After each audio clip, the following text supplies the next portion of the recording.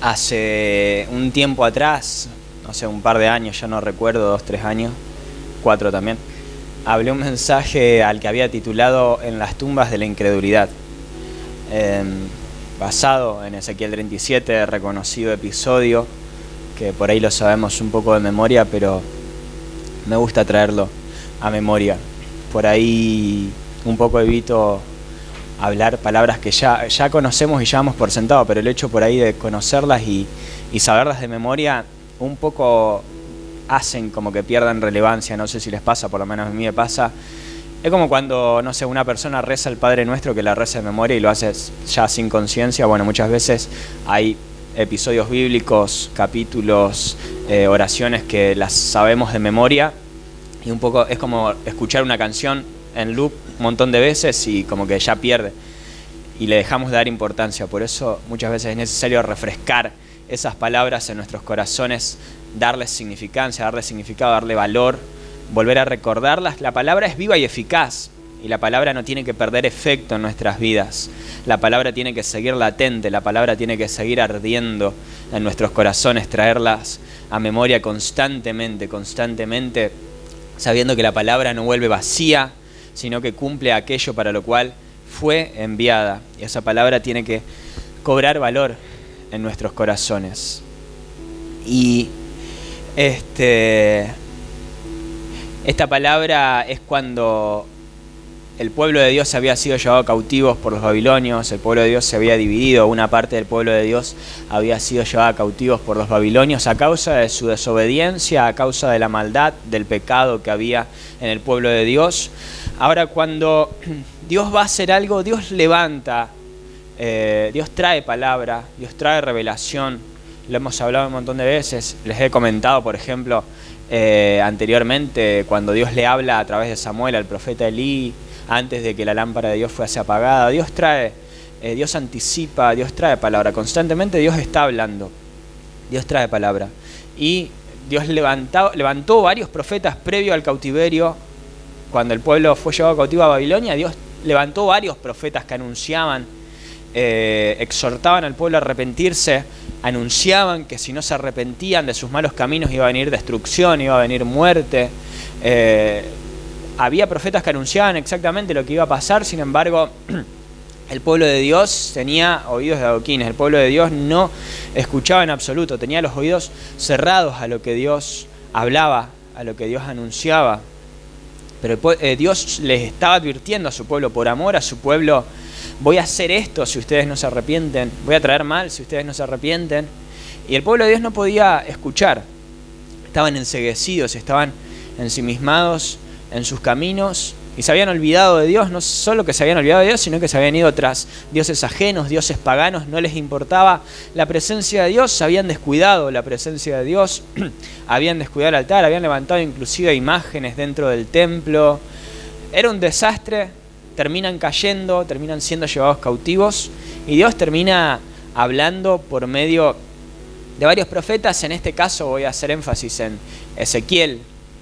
Ahora Ezequiel tiene que levantarse a profetizar después de que todo lo que Ezequiel ya había dicho se había cumplido.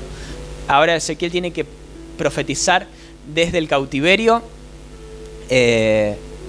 encima de que todo lo que había profetizado se había cumplido. Habían sido desterrados, habían matado a sus hijos, a sus mujeres, habían destruido sus hogares, habían destruido la tierra en la que habitaban. Era un desastre lo que vivió el pueblo de Israel. Habían sido desterrados, llevados cautivos a Babilonia y ahora se encontraban ahí. Y Ezequiel volver a levantarse, a profetizar a un pueblo sordo, a un pueblo de dura cerviz, a un pueblo testarudo, a un pueblo cabeza dura, a un pueblo que no escuchaba, que se resistía a escuchar la palabra de Dios. ¿Qué es lo peor que podemos hacer? Resistirnos a escuchar lo que Dios habla. Dios todo el tiempo está hablando. Yo sé que a veces nos cuesta escuchar su voz, a veces mediante las situaciones que estamos atravesando, el afán, la ansiedad que atravesamos, las responsabilidades diarias, en el día a día, por ahí nos cuesta escuchar la voz de Dios, nos cuesta mucho. Pero es tan solo sintonizar la voz de Dios, es tan solo despejar nuestra mente de cargas, de afán, de ansiedad, de preocupaciones, de aquello que nos impide poder llegar a escuchar su voz, tomarnos un momento para escuchar lo que Él quiere hablar, lo que Él quiere decir a nuestros corazones. Cuesta muchísimo, a veces estamos muy cargados, a veces estamos ensordecidos por la realidad de la vida, por el afán, por la ansiedad, por las responsabilidades, por cómo vamos a solucionar esto, por cómo voy a hacer con esto otro.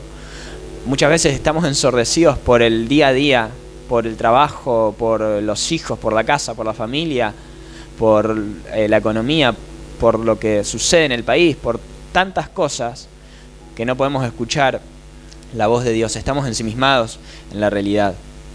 El pueblo de Dios les había sucedido un poco esto. Bueno, Dios levantó a varios profetas, no escucharon ni la voz de Dios ni a los profetas. Sucede lo que los profetas habían profetizado, habían sido llevados cautivos, y ahora Ezequiel volver a levantarse y a profetizar nuevamente desde el cautiverio, cuando todo lo que había dicho ya se había cumplido.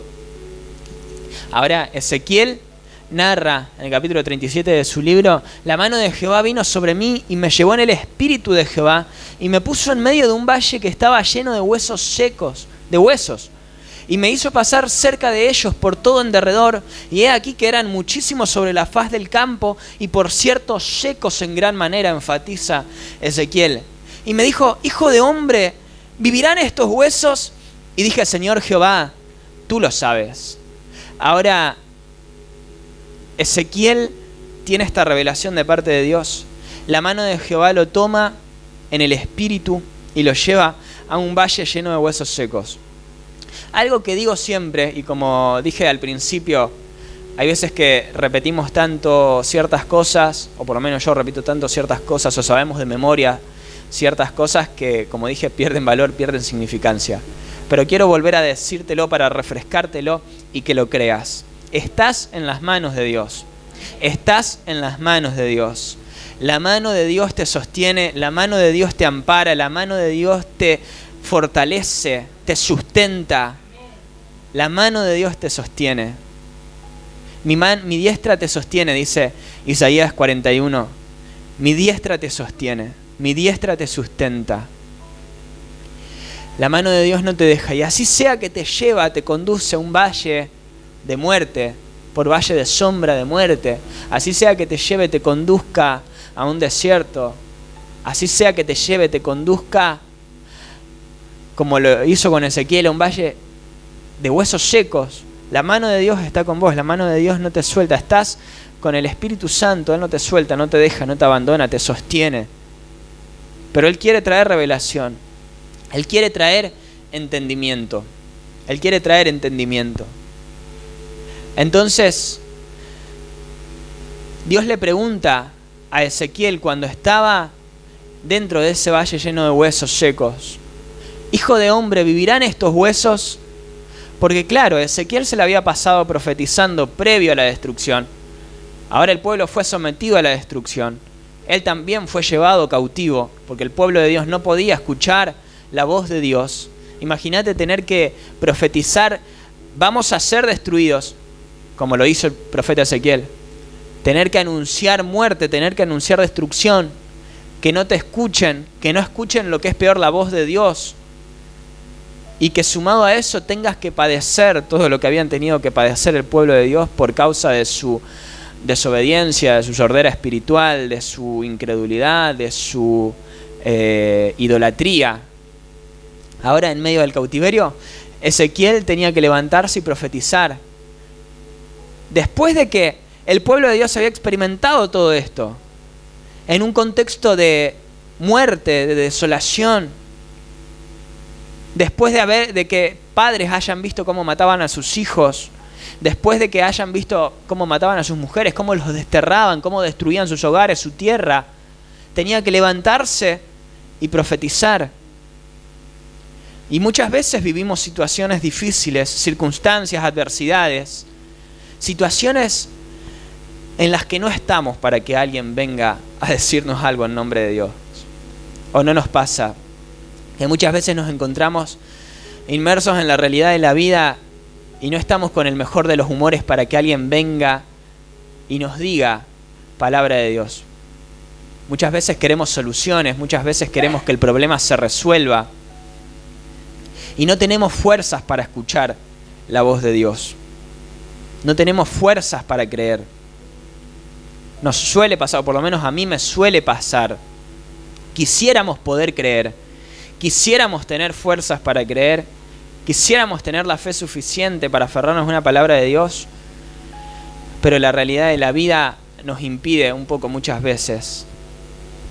Que acá, y es lo que suelo decir y he dicho en más de una ocasión, acá es donde se demuestra nuestra fe. Para muchos, lamentablemente, la fe es una ilusión.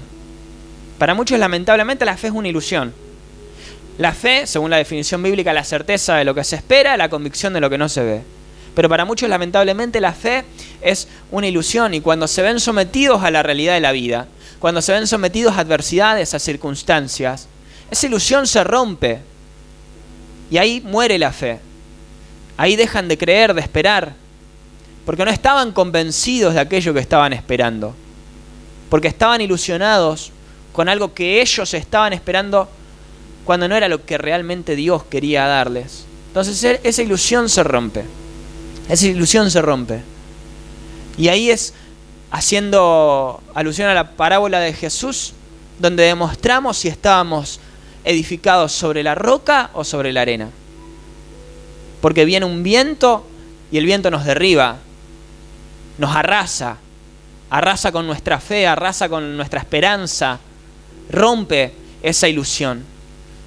Porque nuestra fe estaba mal enfocada, porque nuestra fe estaba enfocada en lo terrenal. Pero si nuestra fe es sólida, si nuestra convicción es sólida, si estamos edificados sobre la roca, aunque vengan vientos, tenemos la certeza, la convicción de lo que no vemos y seguimos esperando y nos mantenemos firmes. Nos mantenemos firmes.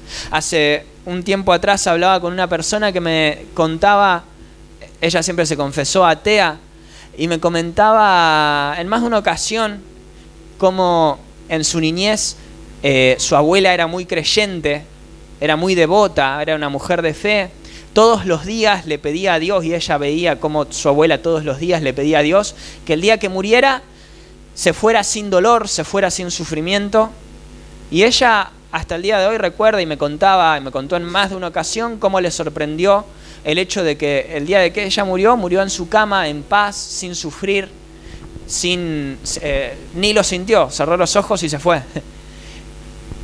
Un poco más allá de que esta chica es atea, se confiesa atea, reconociendo cómo en cierto modo Dios respondió a la oración que esta mujer hacía, que la abuela hacía todos los días. Pero sin embargo ella se consideraba atea por el dolor que le había producido el perder a su abuela en su niñez. Y muchas veces, cuando digo una fe ilusoria, cuando nuestra fe está enfocada en la ilusión, me refiero a que muchas veces estamos aguardando algo que no es realmente lo que Dios tiene preparado para nuestras vidas. Nuestra fe está enfocada en lo terrenal, nuestra fe está enfocada en el día a día, no está enfocada en lo eterno. Entonces nos suceden hechos como estos y nos vemos heridos, nos vemos afectados, nuestra ilusión se rompe y no podemos creer, no tenemos fuerzas para creer. Estamos heridos emocionalmente, estamos heridos y no tenemos fuerzas para creer, no tenemos la fe para creer, no podemos creer. Entonces, en cierto modo, no hablo particularmente del caso de esta chica, sino en general algo que creo yo, que percibo yo. El ateo no es una persona que precisamente no crea en la existencia de Dios, sino que yo creo más bien que es una persona que está tan herida emocionalmente con la fe, con la ilusión que en algún momento tuvo, que no tiene la fuerza para creer en Dios precisamente. Que fue lo que le sucedió a Tomás en su momento, y yo creo que a los discípulos en general.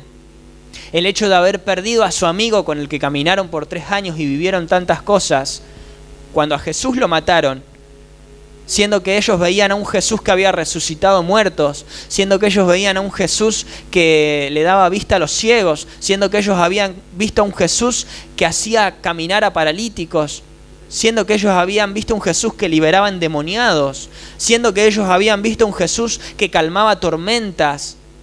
que mandaba al mar que enmudezca y el mar le obedecía. Le mandaba al mar que aquiete y el mar le obedecía. Al viento que enmudezca y el viento obedecía. Habiendo visto a este Jesús, habiendo visto a este hombre que caminaba sobre las aguas, a este hombre con tanto poder, habiendo visto a este hombre que era su amigo, sumado a todo esto, ya no solo era un mentor, ya no solo era su maestro, su líder espiritual, su mentor, era su amigo, con el que habían compartido tantas cosas juntos, con el que comían juntos, con el que se iban a descansar juntos. Este hombre que alimentaba multitudes multiplicando panes y peces, este hombre que convertía agua en vino. Habiendo visto a este hombre, ahora ven a un hombre colgado en una cruz, lacerado, burlado, escarnecido. Ahora ven, se les cayó un ídolo, se les cayó la imagen de este hombre con tanto poder. Y ahora vos decís, bueno, Jesús estaba colgado en la cruz, se le burlaban, si eres el Hijo de Dios, sálvate a ti mismo, bajate de esa cruz y salvate. Y sin embargo, contrario a todo eso, a Jesús lo tienen que terminar sepultando. De hecho, Tomás de Sirene, si mal no recuerdo, fue el que tuvo que darle una sepultura digna, porque ni siquiera eso. Mandó a pedir el cuerpo de Jesús para darle una sepultura digna en una tumba, porque ni siquiera eso había tenido este hombre con el que habían caminado durante 3 años. Y estaban todos escondidos, estaban todos tristes por la muerte de su amigo, por cómo lo habían matado, por lo que habían tenido que ver. Después de haber visto un hombre manifestar el poder de Dios durante 3 años, ahora verlo morir de la forma en la que lo mataron. Estaban escondidos porque encima ahora ellos corrían peligro. Podían ser perseguidos. Estaban escondidos. Y Tomás fue el que se atrevió a decir, hasta que no meta mi dedo en el agujero de sus manos, hasta que no meta mi mano en su costado atravesado, yo no voy a creer que Él resucitó. Siendo que Jesús glorificado, resucitado, se le había aparecido a varios de sus discípulos. Pero Tomás no lo podía creer. No lo podía creer. Porque la fe de estos hombres era una ilusión. Estaba enfocada en lo terrenal, no estaba enfocada en lo eterno. No estaba enfocada en los planes de Dios, en el propósito de Dios, en lo que Dios quería hacer, sino en lo que ellos esperaban y en lo que ellos querían recibir. No podían creer en lo que realmente Dios quería hacer porque tampoco podían ver lo que Dios quería hacer. Estaban enfocados en lo que ellos querían, en sus planes, que es lo que muchas veces nos pasa a nosotros. Dios quiere una cosa, nosotros queremos otra. Y cuando enfocamos nuestra fe en lo que nosotros queremos, nuestra fe se vuelve una ilusión. Y cuando Dios no hace lo que nosotros queremos, porque los planes de Dios son mayores que los nuestros, porque los pensamientos de Dios son más altos que nuestros pensamientos, ahí nuestra ilusión se rompe y dejamos de creer. Ahí nos vemos heridos, ahí nos vemos lastimados. Que de hecho se ve inclusive cuando Jesús asciende al cielo, antes de que ascienda, los discípulos les preguntan, Señor, ¿restaurarás el reino de Israel? Porque claro, lo que ellos esperaban del Mesías, lo que ellos esperaban de Jesús, del Cristo, del Salvador, era un rey que venga a gobernar acá en la tierra. Cuando lo que Jesús había venido a hacer era restaurar la relación de la humanidad con Dios. Rasgar el velo del templo para que todos tengamos acceso total a la presencia de Dios. Y que todos podamos el día de mañana redimirnos a precio de sangre y que en la eternidad podamos estar con el Padre, encontrarnos con el Padre. Para que todo aquel que en Él crea no se pierda, mas sea salvo, tenga vida eterna, vida en abundancia. Sin embargo, ellos no lo podían ver así, inclusive viendo a Jesús resucitado, viendo a Jesús ascender en una nube. Le siguen preguntando todavía porque no entendían lo que Dios quería hacer. No entendían el plan de Dios. No entendían era más grande que ellos. Era más grande que el mismo pueblo de Israel. Trascendía el pueblo de Israel. Y ellos no lo podían ver. Ellos esperaban un rey que venga a restaurar el reino de Israel que había sido tomado por los romanos. Ellos esperaban la libertad de los romanos cuando Dios quería darle la libertad verdaderamente libres. En el espíritu, la libertad del espíritu. Ahora y ellos le seguían preguntando, Señor, ¿restaurarás el pueblo de Israel en este tiempo? No les toca a ustedes saber los tiempos y las sazones, las razones que el Padre puso en su sola potestad. Ustedes vayan y quédense en Jerusalén hasta que sean investidos del poder de lo alto, hasta que reciban la promesa del Padre, y después de que reciban el poder de lo alto, vayan y prediquen el evangelio del reino a toda Jerusalén, a toda Samaria, a toda Judea y hasta lo último de la tierra. La revelación la recibieron después de recibir al Espíritu Santo. Y ahí fue que entendieron que tenían que dar su vida, que tenían que entregarse a sí mismos, que tenían que rendirse totalmente por la prédica del Evangelio, por la extensión del reino de los cielos, por predicar la salvación. Ahí fue que la convicción de ellos se volvió firme, sólida. Ahí fue que la fe dejó de ser una ilusión para convertirse en la certeza de lo que esperaban, la convicción de lo que no veían. Y ahí fue que fueron sometidos a muerte, fueron aserrados, fueron crucificados, fueron apedreados, fueron decapitados. Pudieron vivir todo eso porque pudieron creer verdaderamente, pudieron enfocar su fe en lo eterno. No en lo que ellos esperaban, no en lo que ellos querían, sino en lo que Dios quería para ellos. Entonces, muchas veces Dios tiene que permitir que nos sintamos deshechos, haciendo alusión a lo que les leía, lo que narraba Ezequiel en su libro, capítulo 37. Muchas veces nos sentimos deshechos, destruidos, casi en un estado de muerte espiritual, sino en un estado de muerte espiritual. Y Dios permite que atravesemos por eso, justamente para hacernos ver en qué está enfocada nuestra fe. Si nuestra fe es una ilusión, o si está enfocada en la certeza de lo que se espera, en la convicción de lo que no se ve, en lo eterno. Porque si nuestra fe está enfocada en lo eterno, pueden venir vientos, soplar que no nos van a derribar, pueden venir adversidades, circunstancias que vamos a seguir firmes, no nos van a derribar. Muchas veces sí nos podemos sentir con poca fuerza, cansados, descreídos inclusive, en más de una ocasión nos puede pasar, pero aún así no nos va a derribar, no nos va a derribar. Y como les decía hoy, resistid al diablo y el diablo huirá de vosotros, el diablo, dijo Santiago. Llega un momento en el que aunque tengas poca fuerza y estés atravesando por valle de sombra de muerte y no sientas la presencia de Dios y tengas que recordar y se te haga difícil recordar la palabra de Dios porque no sentís que Dios está hablando en esos momentos difíciles, en esos momentos oscuros de la vida, llega un punto en el que de resistir el diablo termina huyendo porque ve que no te puede derribar, porque ve que tu fe es sólida, porque ve que tu fe es firme, porque ve que tu fe no es una ilusión, no es una ilusión. Pero Dios tiene que reenfocar nuestras convicciones para que dejemos de esperar en lo que nosotros queremos, en lo que a nosotros nos gustaría que pase, y mirar más allá de nuestra realidad, y mirar lo que Él quiere, y que no se haga nuestra voluntad sino la suya.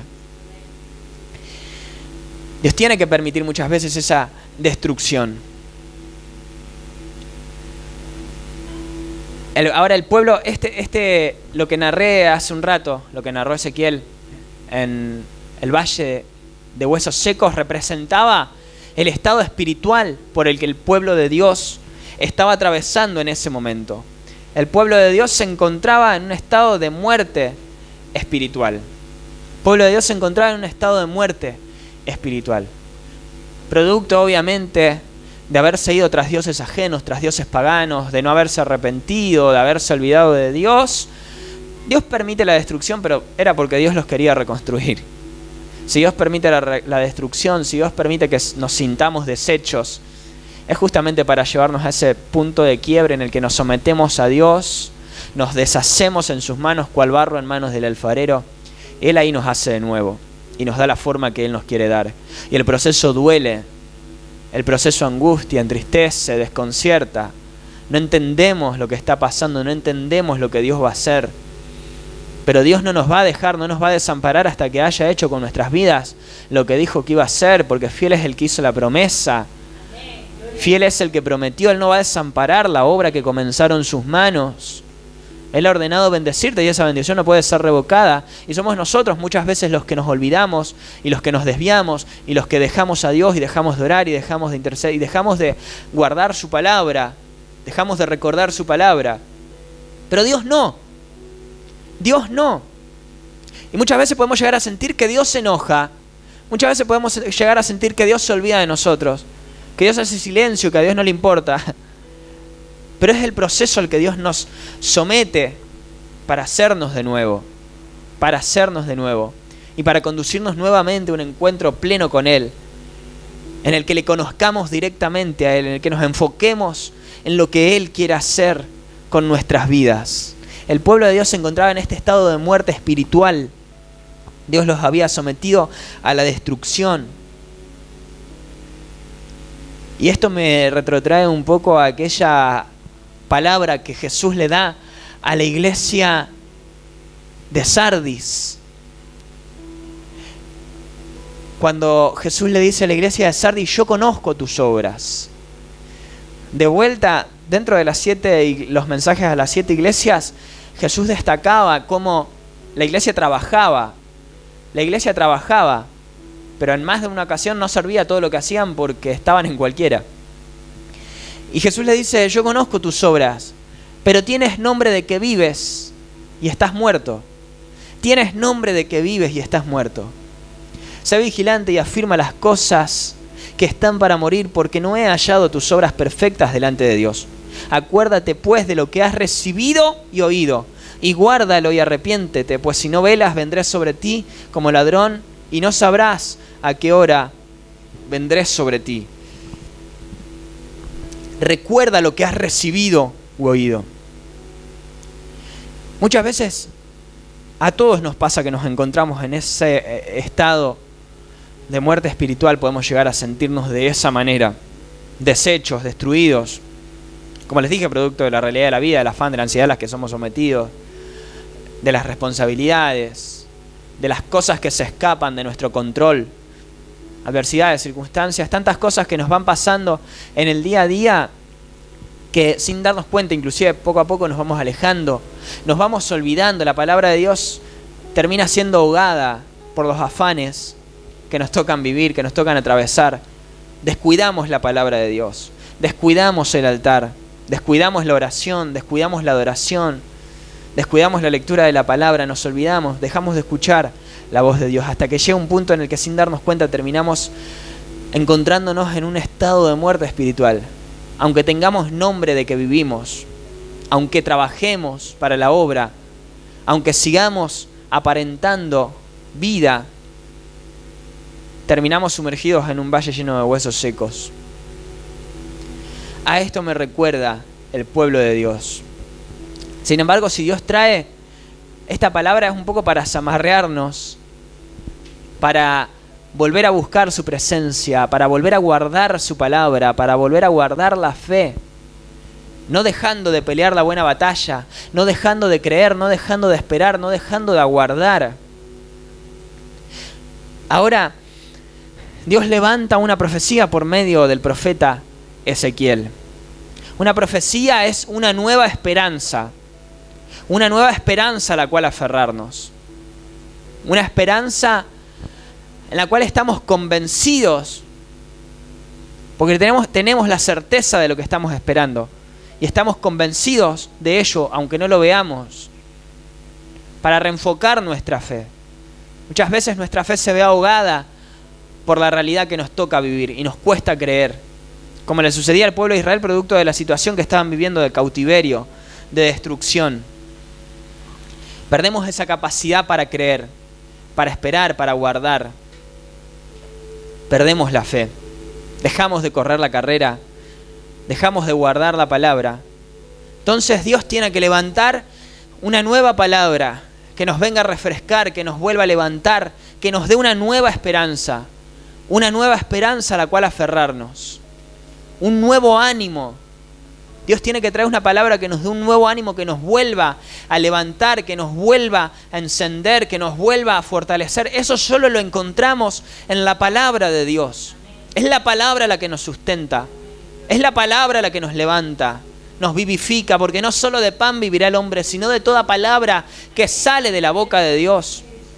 Y si no contamos con esa palabra, no importa que intentemos descansar, no importa que intentemos mantenernos, tienes nombre de que vives y estás muerto. Recuerda lo que has recibido y oído. Trae a memoria esa palabra que recibiste, oíste. Trae a memoria esa palabra. Y Dios también tiene que traer una palabra que nos vuelva a alentar, que nos vuelva a direccionar, que nos vuelva a poner en el camino, en la senda, que nos vuelva a levantar. Y Dios le pregunta a Ezequiel, ¿vivirán estos huesos? No sé, Señor, tú lo sabes. Porque hasta ahora Ezequiel no sabía qué estaba haciendo en medio de ese valle lleno de huesos. No sé, Señor, qué querés hacer con estos huesos. No sé, Señor, qué querés hacer con esto que me estás mostrando. Y Dios le pregunta, ¿vivirán estos huesos? Que un poco es lo que hizo Jesús también a lo largo de todo su ministerio. Cada vez que hacía un milagro, que le daba vista a un ciego, que hacía paralíticos caminar, que sanaba a un enfermo, Jesús tendía a preguntarle, ¿crees que puedo? Marta, María, ¿no les he dicho que si creen verán la gloria de Dios? ¿Habrá algo imposible para Dios? ¿Crees que puedo? Y Jesús tiene que hacer esta pregunta, porque muchas veces, al nuestra fe estar ahogada por la realidad de la vida, por las distintas situaciones que nos tocan atravesar, al haber perdido esa capacidad de creer, al no tener fuerzas, al tener nombre de que vivimos pero estamos muertos, al estar adormecidos espiritualmente, al estar desesperanzados, desanimados, debilitados, débiles en la fe, al no tener fuerzas, muchas veces perdemos esa capacidad de esperar, de creer en que Dios puede hacer algo. Y mientras no podamos creer, Dios no va a obrar. Mientras no podamos creer, Dios no va a obrar. La fe nuestra es el combustible con el cual funciona el poder de Dios. Ahora, ¿Dios podría hacerlo? Sí, Dios puede hacerlo. Pero Él está instándote a que vos creas, a que vos vuelvas a esperar antes de que Él lo haga, a que vos vuelvas a tener una nueva esperanza, un nuevo ánimo, una palabra a la cual aferrarte. Entonces Dios levanta al profeta Ezequiel.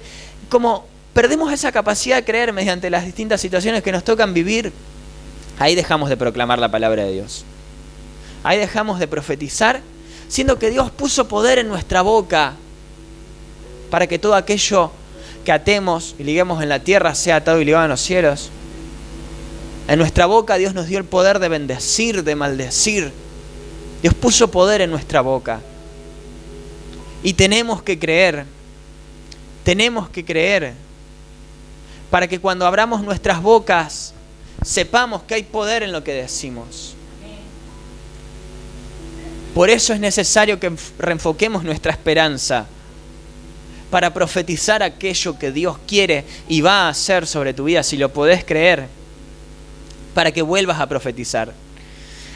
Para que, como predicaba creo que el fin de semana pasado, dejes la queja a un lado, dejes de maldecir, dejes de enojarte, de quejarte por todo lo que no pasa, por lo que pasa, por lo que te duele, por lo que te afecta, y vuelvas a profetizar, y vuelvas a creer, y vuelvas a levantar alabanza, y vuelvas a decir, pero Dios va a hacer esto, y yo lo creo.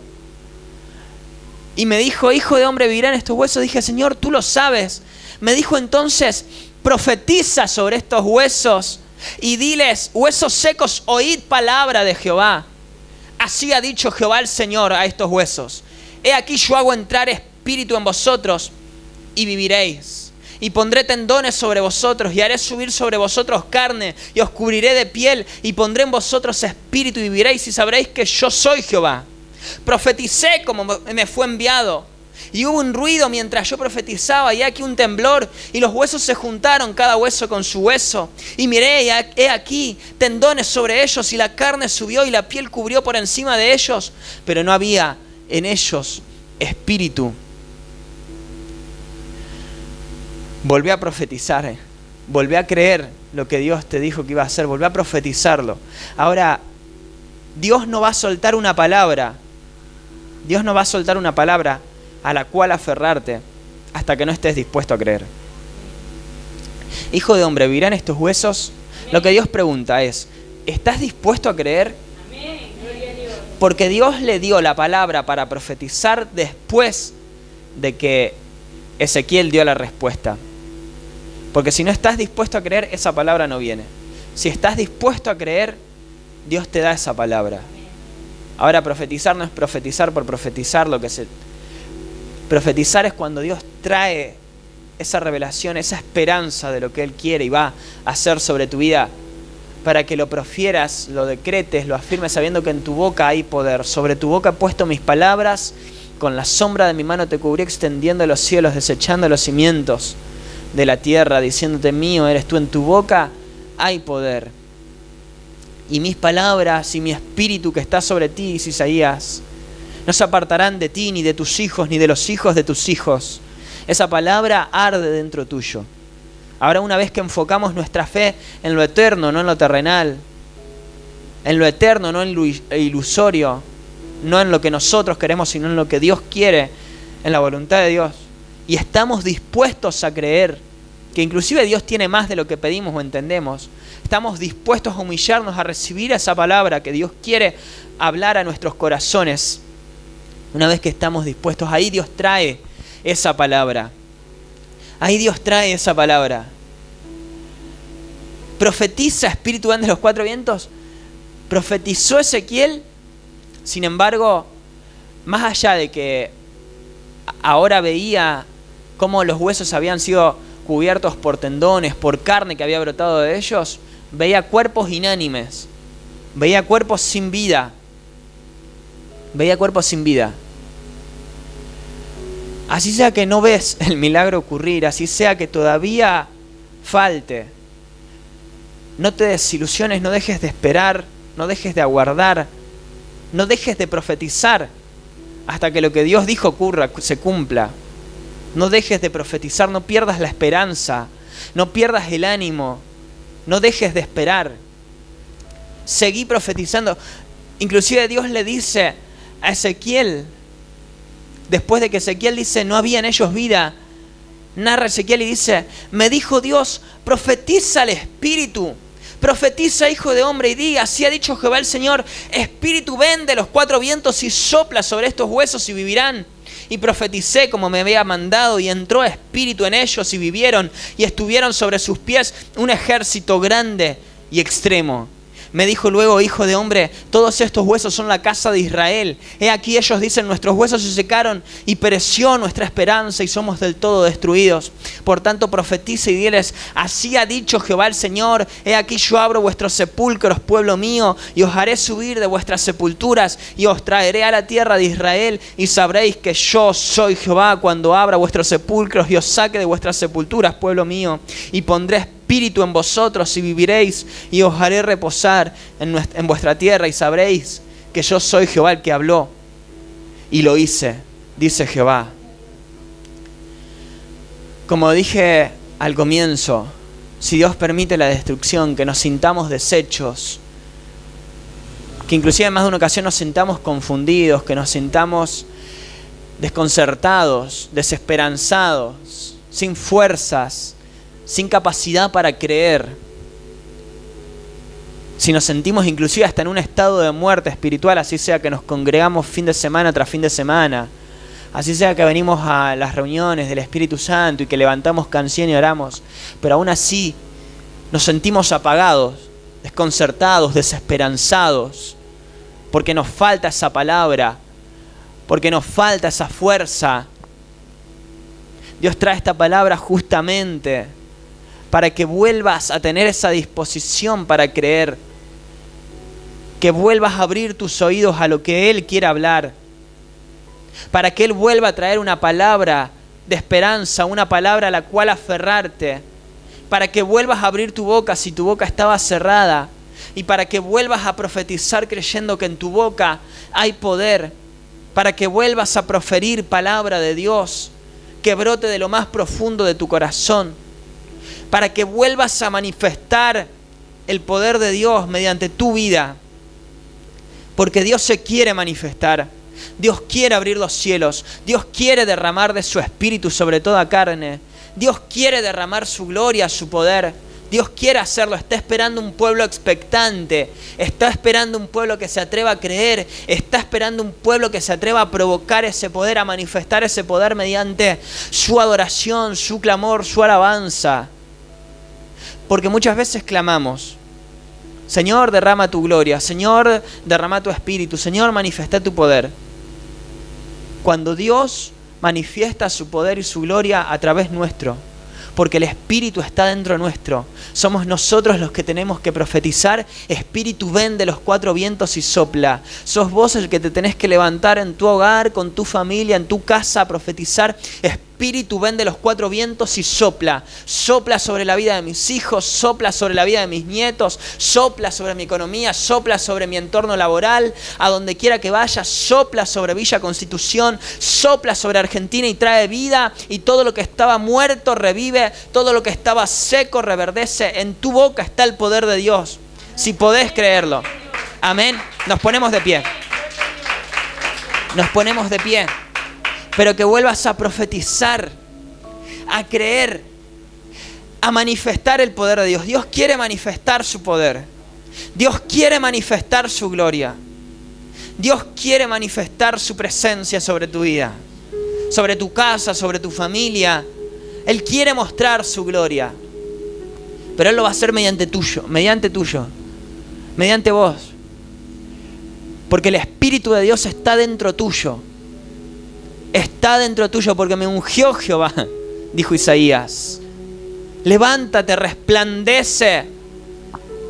Porque si Dios se manifiesta, cuando Dios manifieste su poder, va a ser porque te atreviste a creer y a profetizar. No se trata de quien esté acá adelante. No se trata precisamente de la predicación ni de la oración de un tercero. Se trata de que vos te atrevas a profetizar. Espíritu, ven de los cuatro vientos. Está en vos. Está en vos. Atrévete. Atrévete a arrebatar el reino de los cielos que sufre violencia por causa de los valientes que lo arrebatan. Atrévete a provocar el poder de Dios. Atrévete a creer. Como aquella mujer que dijo: si tan solo tocar el borde de su manto, seré salva, seré sana. Atrévete a creer con fe, no dudando nada. Atrévete a creer, a clamar, a profetizar.